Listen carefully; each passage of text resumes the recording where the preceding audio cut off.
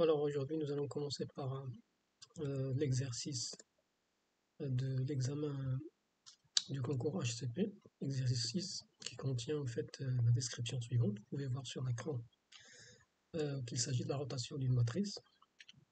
Donc sans entrer dans la description, le problème est simple, c'est celui d'une rotation qui devrait être effectuée dans le sens inverse des aiguilles d'une heure, d'une montre. Donc vous pouvez voir ici l'exemple de matrice de dimension 4x5, c'est-à-dire 4 lignes et 5 colonnes, et la rotation s'effectue d'un élément vers un autre. Donc l'exercice, il dit simplement qu'il faut effectuer l'implémentation d'un programme avec le langage de votre préférence. Aujourd'hui, je vais choisir de faire la programmation avec C#.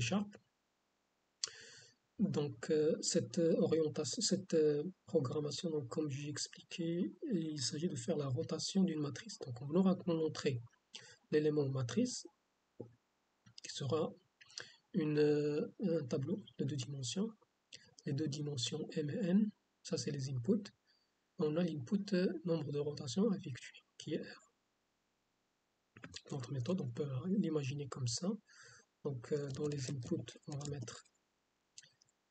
a la matrice qu'on va appeler mat, puis on a N, puis on a M, puis on a R. Donc ça c'est les inputs, puis le output, on devrait normalement avoir rien, mais l'objectif c'est effectuer une rotation sur la matrice mat dont les dimensions sont n fois m, pardon, m fois n, et afficher le résultat. Ça c'est ce qui concerne l'objectif. Pour faire simple, je vais commencer par décrire l'algorithme ici dans un fichier texte. Après, je vais passer à la programmation. Donc, ici, on va aller avec une approche qui sera plus simpliste. Comme vous savez, effectuer une rotation, il s'agit de déplacer un élément vers la position suivante. Donc pour le A11 par exemple, on devrait prendre la place de A21. Puis A21 devrait prendre la place de A31, ainsi de suite. Puis la position de la rotation finale de A12, qui sera le dernier élément déplacé, sera A11, pardon. Puis la rotation s'effectuera de sorte à ce qu'on fasse la rotation de tous les cercles qu'on a. Il y a tous les carrés ici, ça c'est des rectangles. L'approche qu'on va effectuer, ce sera simplement de prendre en mémoire la direction de la rotation. Bien évidemment, si on prend par exemple une petite note ici sur cet élément qu'on veut déplacer, on sait que cet élément devrait être déplacé à chaque fois vers l'avant. Par conséquent, si on arrive à un certain moment, à ce point par exemple, à ce point-là, c'est un point d'inflexion, donc on devrait normalement changer de direction. La rotation change de direction, donc on ne peut pas continuer en avant, on va aller vers la droite. Donc on va créer une variable qui nous permettra de garder la direction, qu'on va appeler direction. Et à cette variable, on peut avoir au maximum 4 directions, soit en bas, on va les noter par des numéros. Donc 1 pour dire qu'on va aller en bas, 2 pour aller à droite, ainsi de suite, 3 et 4. Puis pour faire en fait la rotation, nous avons besoin d'effectuer plusieurs boucles. Nous aurons R rotation, c'est-à-dire R itération. Puis on devrait avoir une fonction qui nous permet de faire la rotation en un seul pas. Donc on ajoute une rotation d'un seul pas, puis on répète cette rotation R fois. Donc c'est ça l'objectif, de simplifier le programme en faisant le découpage en 2 parties. Une partie qui va effectuer la rotation en un seul pas pour chaque, comme j'ai dit, rectangle. Et puis ensuite on va faire cette opération R fois. Pour ce qui concerne la rotation, on va commencer par le rectangle qui est à l'extérieur, puis on va aller vers l'intérieur. Ce qu'on sait, c'est que si on veut faire une rotation, c'est très bien que là, on va avoir simplement 2 boucles, parce qu'on a premièrement la rotation des rectangles qui sont à l'extérieur, puis on continue de faire la même opération pour les rectangles à l'intérieur. Donc automatiquement, si on effectue ça pour le rectangle intérieur, on passe à rectangle suivant qui est imbriqué à l'intérieur, ainsi de suite. Mais si on note bien, on a combien de fois on répète cette opération? Il faut qu'elle soit répétée. Dans ce cas-là, il faut qu'elle soit répétée. Dans le cas d'exemple, c'est 2 fois. Mais pour faire le calcul d'une matrice Mn, M fois N, on va répéter ça M sur 2 fois. Pourquoi? Parce que M c'est le nombre en fait qui nous permet, pardon, moi j'ai dit M parce que dans ce cas-là M est égal à 4 et qui est le nombre de lignes, mais ça peut être un nombre par exemple de colonnes, mais il faut prendre toujours le nombre pair qu'on va diviser sur 2 qui nous donnera exactement le nombre de répétitions. Mais pour faire cette solution, on va faire le nombre d'itérations sera M sur 2. Voilà pour ce qui concerne le nombre d'itérations qu'on va faire pour le programme. On va avoir la méthode, bien sûr. Première méthode, on va faire rotation simple, puis rotation répétée. Pour ce qui concerne la rotation répétée, il suffit de faire une boucle. Donc c'est une boucle qui va aller de 1 jusqu'à R, qui nous permettra en fait de boucler sur rotation simple. Rotation simple prendra en input la matrice, la dimension M et N, puis il prendra, oui c'est tout. Puis on va juste répéter cette fonction.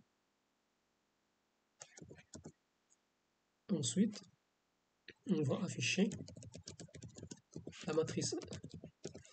Puis voilà pour ce qui concerne rotation répétée. Pour rotation simple, là c'est un programme, c'est une méthode qui va être appliquée. C'est une boucle qu'on va appliquer de 1 jusqu'à M sur 2. Dans notre cas, en fait, c'est pas M sur 2, comme j'ai expliqué, en fait, ça va être une valeur qu'on va appeler itération. Donc, on va voir comment on va déterminer itération. Itération, comme j'ai expliqué, je peux entrer un petit peu dans les détails un peu, si j'ai le temps, mais itération, ça va être le minimum, en fait, c'est le minimum de Mn divisé par 2. Dans le programme, dans la description ici, vous allez voir, si vous êtes un petit peu curieux, vous allez lire qu'on va avoir une dimension qui est paire. Et c'est toujours la dimension minimale. C'est-à-dire si on prend le minimum entre M et N, ça va être une valeur paire. Donc si on prend le minimum de Mn, on divise par 2, ça va avoir une valeur qui sera bien sûr entière. Ça c'est le nombre d'itérations qu'on va effectuer. Et puis ce qu'il reste à faire, c'est d'effectuer bien sûr une rotation sur l'ensemble des rectangles. Sur l'ensemble des rectangles. Alors pour ce faire, il va falloir passer élément par élément. Tout d'abord pour le rectangle qui est à l'extérieur. Le rectangle qui est à l'extérieur, on va commencer toujours par le point de départ qui est le 1, 1. Dans notre cas, on va le noter comme deux variables start. On va appeler ça start 1, start I, pardon, puis start J. Ça, c'est des entiers. Dans start I, ça va être le I, puis ça va être ici le I. Je n'ai pas encore défini I, mais pour I, en fait, c'est la variable qu'on va utiliser dans cette boucle. Ok? C'est la boucle qui va de 1 à itération. Et cette valeur, on va commencer bien sûr par start I. On va commencer par II. Vous allez comprendre en fait qu'en choisissant ça, dans chaque itération, on va commencer toujours par le point AII. Donc ici, ça va être un 1, et on fait le déplacement, un point continu. On déplace chaque élément de A11 vers A21, puis on continue jusqu'à ce qu'on arrive à A12 vers A11. Ok, donc vous avez compris que start I, c'est le point de départ. Ok, puis on a ce qu'on appelle des bordures. On sait très bien que notre élément qui se déplace ici, on va bien créer une variable qui nous permet de déplacement, qui va nous permettre de se déplacer dans cet rectangle. Et cette variable devrait normalement changer de direction, comme j'ai expliqué, une fois il est arrivé à une bordure. Mais vous savez, on a deux types de variables qu'on va créer. On a une variable qui varie de façon verticale, une variable qui varie d'une façon horizontale. Parce qu'on va avoir des index qui changent au niveau horizontal et vertical, c'est-à-dire en ligne et en colonne. Par conséquent, on va avoir deux variables. On va appeler ces variables par exemple i, pour celles qui changent au niveau vertical, par ligne, par zone, bien sûr. On va avoir une variable j qui varie en colonne. Donc, c'est la deuxième position.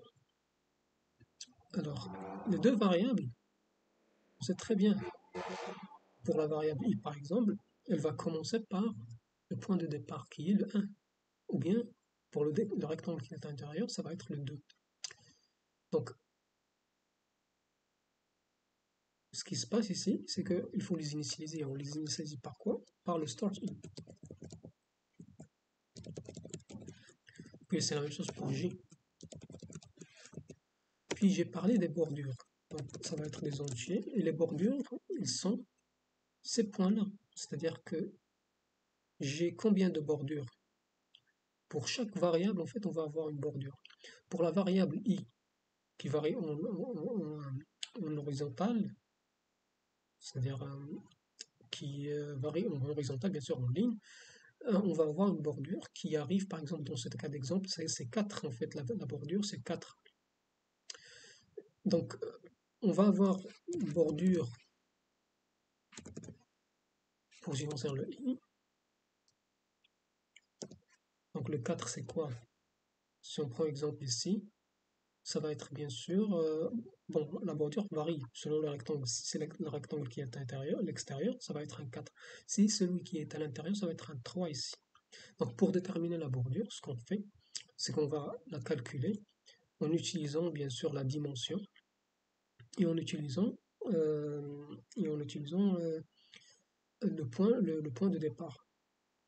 Dans notre cas, en fait, l'itération, si c'est un i, la bordure, ça va être un m moins i. Oui, ça nous donnera un 4. Si vous prenez m, par exemple dans le cas de 4, on enlève le i qui est égal à 1, ça va nous donner 3. Ok? Et si l'exemple de 3 est bien adéquat parce que l'indexation des tableaux commence par l'indexation des tableaux, bien sûr, commence par 0 dans le cas des programmes. Mais ici, on a utilisé un algorithme, donc il n'y a pas de souci par rapport à ça. Donc on peut utiliser bordure J qui va être, dans ce cas de figure, ça va être un n-i. Ok, pour ça, c'est fait. Ce qu'on va faire pour ce qui concerne les prochaines étapes, donc là, c'est juste les initialisations. Après, on va passer à l'étape où on va faire l'implémentation. Ça va être plus facile, en fait, de convertir l'algorithme en un programme. Mais je donne l'initialisation comme ça, en algorithme, comme ça tout le monde peut comprendre facilement le programme quand il sera implémenté en langage de programmation. Donc l'étape prochaine serait bien sûr de commencer une boucle qui fera la rotation et qui déplacera les éléments. Donc ce dont j'ai besoin, donc c'est une boucle qui roule mais qui s'arrête à un moment donné. Quand est-ce qu'on va s'arrêter? On s'arrête quand on arrive au point de départ. Donc on commence par un ij qui est égal à start i start j et on se termine lorsque i arrive à ce point de départ qui est start i start j. Par conséquent, si on fait une boucle, on va faire une boucle par exemple infinie, une boucle tant que. Cette boucle, on va dire que tant que c'est vrai, on va utiliser un 1 ici. On va faire la chose suivante. Ce qu'on fait, c'est qu'on prendra la matrice. Donc c'est une matrice à deux dimensions. On prend la ligne, index ligne c'est le i, puis l'index colonne c'est le j. Ce qu'on veut, c'est de déplacer les mêmes. Si on prend matrice ij, on doit lui affecter quoi exactement ici? On doit affecter le prochain élément. Mais il faut calculer en fait le prochain élément. Donc, ce qu'on va faire, c'est remplacer l'index ij, qui sera le prochain, par le précédent. On doit avoir un entier ici, dans lequel on va enregistrer un élément précédent. On va appliquer ça, précédent. Dans précédent, qu'est-ce qu'on va stocker? On va stocker le ij initial. l'index IJ initial. Et on aura besoin d'un élément, puis voilà, un élément suivant, qui soit vide, initialisé à 0. Donc on fait ici, on calcule les IJ, les nouveaux IJ. Les nouveaux IJ, ils vont évoluer selon la direction. Donc on va dire que si direction est égale à 1 par exemple, je change de I. Qu'est-ce que je fais si j'ai une direction à 0? Je descends en bas, donc je monte en colonne, pardon, en ligne. Par conséquent, j'affecte à I, un I plus 1. Si direction est égale à 2, comme j'ai expliqué tout à l'heure, les directions ils vont être des chiffres, c'est 1, 2, 3 ou 4. On commence par aller de l'eau vers le bas, puis on continue. On va à droite, puis on monte en haut, puis on va à gauche. Donc c'est selon la direction, on change les éléments. Donc le I va augmenter si la direction est 1. Si la direction est 2, on varie les colonnes, c'est-à-dire que J va augmenter.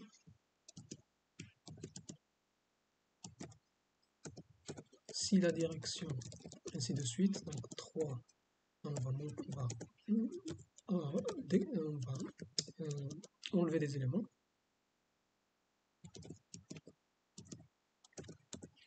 Si direction est égale à 4,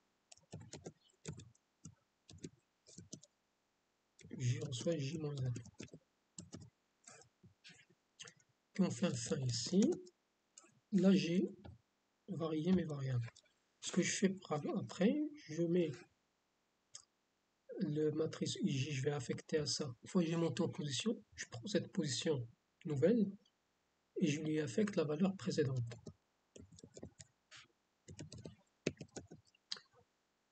Puis, une fois c'est fait, la valeur de précédent va changer. Ce que je dois mettre dans précédent, c'est la valeur de matrice IJ. Mais pour faire ça, je ne devrais pas la perdre. Donc je fais temporaire, je prends une variable temporaire et je lui affecte la valeur de l'index IJ. Puis je mets dans le précédent la valeur temporaire qui sera le nouveau élément précédent, qui va prendre la place de la position suivante quand on va boucler. Ici, ce que je vais faire, c'est que je vais devoir vérifier si j'ai atteint la dernière position. Si j'ai atteint la dernière position, je suis supposé m'arrêter. Tant que je boucle, ce qui se passera, c'est qu'à chaque fois, la position actuelle prendra, la position suivante prendra la valeur de la position précédente, et ainsi de suite. Voilà pour ce qui concerne l'algorithme. Principalement, c'est ça l'idée. C'est d'utiliser un marqueur de direction et puis de changer la direction à chaque fois qu'on atteint une bordure. Mais la direction ici, on n'a pas encore varié la direction. On sait très bien que la direction, elle va commencer par une valeur 1. Donc pour ça, on va l'initialiser ici. D'habitude, la direction, elle commence par 1. On va commencer par un entier. On va appeler ça direction. On lui affecte une valeur 1. Donc on commence par le bas. On descend. Puis ensuite, on commence à changer de direction. Donc, pour ça, je dois changer de direction à chaque fois que j'arrive à une bordure. Donc, pour ce qui concerne les bordures, le changement de direction va s'effectuer de la sorte suivante. Donc, on va faire en sorte que notre variable ij soit testée. Quand on monte, bien, quand on varie les ij, on doit vérifier si on a atteint une bordure. Donc, première bordure qu'on rencontre, c'est celle de la bordure qui est en bas. C'est le mur qui est en bas. C'est celui-là qu'on rencontre au début. Donc, naturellement, on va commencer par ce test. On est entré dans la boucle. On monte d'un cran. On fait varier. On change de valeur dans la matrice. Puis ensuite, on teste si on est arrivé à une bordure. Ce qu'on fait ici, c'est si i est égal à bordure i,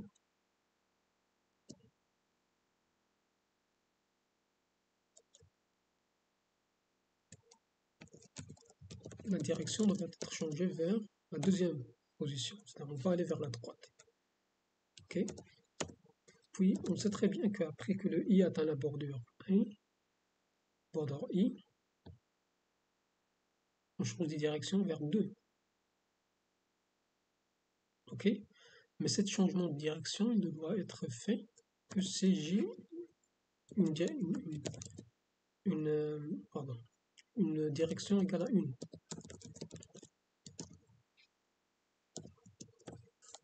Donc, je ne dois pas changer de direction à 2 si je n'ai pas la direction égale à 1. Donc, direction égale à 1 et l'index i, comment dire, la variable qui nous permet de se déplacer est égale à la bordure, est arrivée à la bordure. On fait la même chose pour le j. Donc, bien évidemment, si on atteint border j et on est dans une direction égale à 2, on monte de direction vers le 3. Si i est égal à border,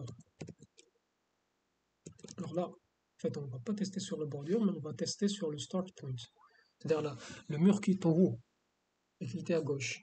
Pour ce qui concerne le haut, c'est celui-là. Il est délimité par le point de début, qui est start i. Et direction égale à 3, on change de direction vers le 4. Voilà pour ce qui concerne le changement de direction. Si on a changé la direction vers le 4, donc on n'a plus besoin de changer de direction, on arrête. Donc ici on fait fin si. Donc, un dernier test serait de tester par rapport à la position de fin de boucle. Donc la boucle s'arrête quand? Elle s'arrête quand on a un i égale à start, comme j'ai expliqué tout à l'heure, au point de départ, et un j égale bien sûr au point de départ. Quand on est arrivé au point de départ, vers cette position-là, on a changé sa valeur vers le A1, 2, bien le AIJ. On va faire un break, on arrête la boucle, puis on va recommencer une nouvelle boucle pour aller vers un rectangle qui se trouve un brick à l'intérieur, ainsi de suite. Donc ça, c'est ce qui concerne l'algorithme. Et pour ça, en fait, ce que j'ai fait actuellement, c'est simplement faire une rotation simple, puis la rotation répétée sera faite dans le haut, et voilà. Ce que j'ai besoin de faire ici, c'est de retourner la matrice. Donc on fait un retourner, mat. Voilà, une fois on a fait ça, normalement on devrait avoir une matrice dont la rotation après boucle R fois qui est exactement similaire à une rotation de R fois. Voilà pour ce qui concerne l'algorithme. Après, pour ce qui concerne l'implémentation, je vais aller vers un programme que j'ai déjà effectué ici, qui est déjà implémenté, qui ressemble un petit peu à ce que j'ai fait comme algorithme. Donc vous pouvez voir ici dans l'implémentation. Par contre, je n'ai pas décomposé cet algorithme en deux méthodes. Je l'ai laissé en une seule méthode, ce que j'ai appelé rotate matrice. Comme vous voyez ici, j'ai la matrice, j'ai la dimension mn, puis le nombre de rotations. Je prends le minimum, je calcule le nombre d'itérations, je fais la boucle pour afficher d'abord la matrice claire. Donc je fais simplement 2 boucles, puis j'affiche la matrice. Ensuite, je vais simplement faire la boucle R fois. Voici l'algorithme principal. Comme j'ai expliqué, je fais les itérations. J'ai le start que j'ai ici, les bordures. Ici, j'ai enlevé un moins 1, comme vous pouvez le voir, parce que j'ai des index qui commencent par 0, et non pas par le nombre 1. Par conséquent, je dois enlever toujours un 1. Donc voilà, pour ce qui concerne la direction qui est utilisée, comme vous voyez, j'augmente le pas, ou bien la position de ma variable qui va explorer les rectangles. Je fais le déplacement par pas, puis ensuite je vérifie les bordures, puis je m'arrête. Je m'arrête quand j'ai atteint le start sheet. Puis après, ce que je fais, c'est que j'affiche en fait notre fameuse matrice. En fait, pour cet exemple-là, je vais vous montrer une exécution rapide. Vous allez pouvoir consulter quand même un résultat concret. C'est l'exemple même qui est donné. Ici, c'est une matrice avec 5 éléments et 4 sous-matrices, enfin, sous-tableaux. Donc, c'est une matrice de 2 dimensions.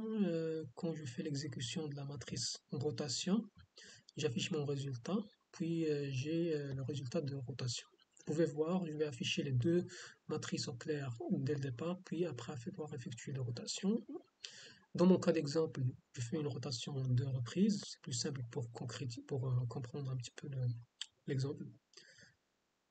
Voici le résultat, voici ma matrice, j'ai 1, 2, 3, 4, 7. Voilà, 5 lignes avec, pardon, 4 lignes avec 5 colonnes. Quand je fais la rotation, vous pouvez voir ici que l'élément 1, il tourne, il se déplace vers le bas 2 pas. Puis 3 se déplace vers la gauche à 2 pas. Donc pour ce qui concerne un rectangle qui est à l'intérieur, on remarque que c'est la même chose. J'avais un 9 ici, puis le 9 il va prendre la place du 19. Donc il est allé en 2 pas, en rotation. Donc voilà, c'est ça l'exemple de notre programme.